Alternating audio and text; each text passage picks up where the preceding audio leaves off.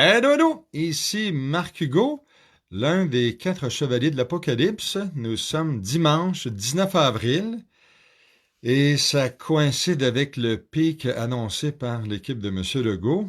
Alors, si on a bien compris, tranquillement, ça commencerait à s'atténuer, la courbe va s'aplatir, il y aurait de moins en moins de décès et la situation serait sous contrôle. Ça veut dire qu'on aurait un déconfinement économique qui a déjà commencé. J'ai repris le boulot la semaine dernière. Un déconfinement sur le plan de l'éducation. Les écoles, c'est à souhaiter, vont finir par ouvrir. Et un déconfinement social, bien que la distanciation sociale, elle, va être exigée encore pendant des mois et des mois. Je salue les gens qui se branchent et qui regardent ces capsules des Chevaliers de l'Apocalypse. Le nombre de décès, il y en a eu 72 aujourd'hui. On est rendu à 877. J'avais annoncé il y a quelques semaines 1000 morts en raison du coronavirus au Québec. Je pense m'être trompé, j'ai péché par optimisme. Ça devrait être 2 fois ça, 2000 serait plus réaliste et encore, ce sera peut-être davantage. Et si on se compare avec ce qui se fait aux États-Unis, on se bombe le torse, mais il y a 40 000 morts aujourd'hui aux États-Unis. Au Québec, il y en a presque 1000. Le Québec compte 8 millions d'habitants, les États-Unis à peu près 350. Enfin, ils font moins bien, mais pas tant. Mais je pense qu'on dénonce davantage le nombre de morts au Québec. On les compte peut-être avec plus de rigueur, j'ose croire. Disais-je, retour au travail, ça c'est dit. Mes activités ont un petit peu changé, je marche moins. Bien que je continue à être très, très attentif à ce qui se passe. Je sais qu'il y a bien des gens qui sont tannés quant à l'information qu'ils reçoivent, puis quant aux échanges qu'ils ont avec les uns et les autres, tannés de n'entendre parler. C'est pas mon cas. Ça me fait beaucoup, beaucoup, beaucoup, beaucoup réfléchir. Et je suis toujours content d'en parler avec tout un chacun, savoir comment il envisage les choses. Par exemple, il s'en trouve quand même pas mal qui s'imaginent qu'on va, pour la plupart, pour la grande majorité, échapper au COVID-19.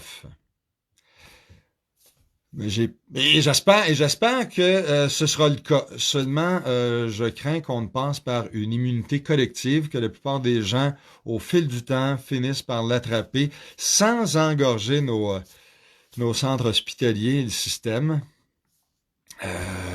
Il y a peut-être un vaccin qui va être produit plus rapidement. On entend ça. Des résultats concluants avec la chloroquine. Paraît-il que peut-être que ça marche. Hein? Le docteur français était peut-être pas dans le champ. Et ce qu'il a proposé comme médication, ben, c'est peut-être une solution. Et quant au vaccin, ben, ça, on va souhaiter que ça soit produit dans 3 mois, 6 mois. Paraît-il que les Chinois seraient sur le point. On entend que les Israéliens auraient également un vaccin. La planète qui travaille, il est envisageable d'en avoir un avant 18 mois. Mais c'est évidemment à souhaiter. Parmi les choses que j'entends, parce que j'écoute beaucoup d'émissions et je lis beaucoup de journaux, il y a un chef d'État, ou enfin un ex-chef d'État africain qui est intervenu sur les ondes de Radio-Canada et qui disait, imaginez que l'Afrique se confine, c'est impossible. Il dit, il faut savoir qu'en Afrique, pour 80% des gens,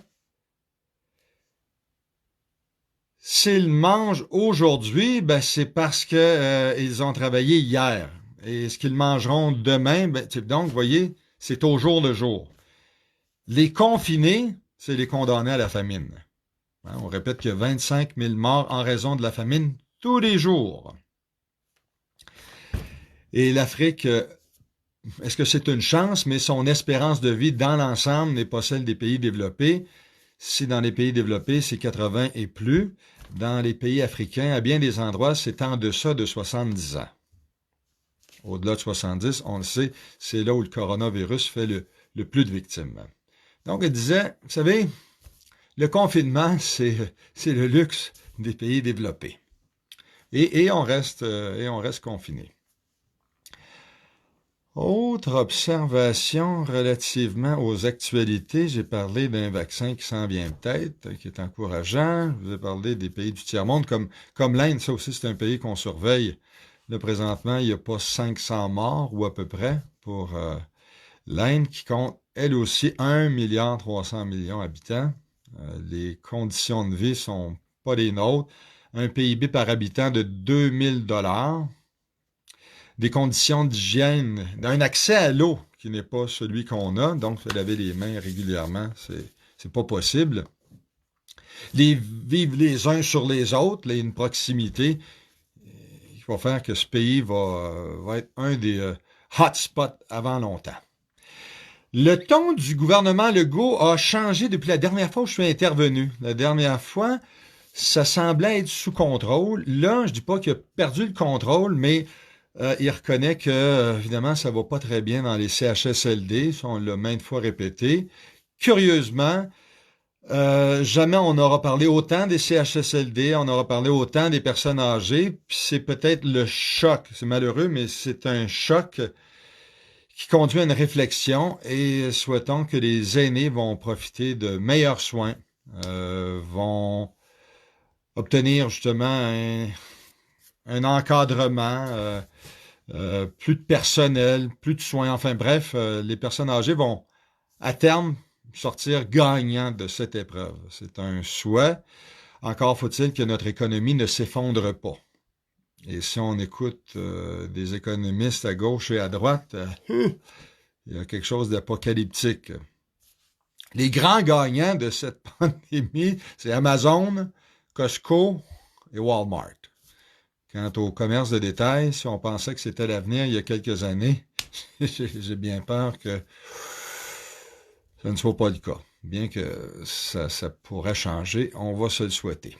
Alors, c'est tout pour mon intervention ce soir. Merci d'être là, d'être branché. Je vous invite à écouter demain soir, c'est au tour de Véronique Bourgeault, laquelle nous a parlé de ses grands-parents la dernière fois. Elle est inquiète avec raison. Saura-t-elle nous en parler? Elle est maintenant chez ses parents. Et tout est à refaire pour Véronique et Ricardo, qui travaillaient sur des croisières, sur des bateaux croisières il n'y a pas longtemps, et qui sont revenus au Québec. Alors, quel tour va prendre leur vie professionnelle? Enfin, je leur souhaite bonne chance. Bon confinement à tous, puis ça va bien aller. Ça va bien aller. Ciao.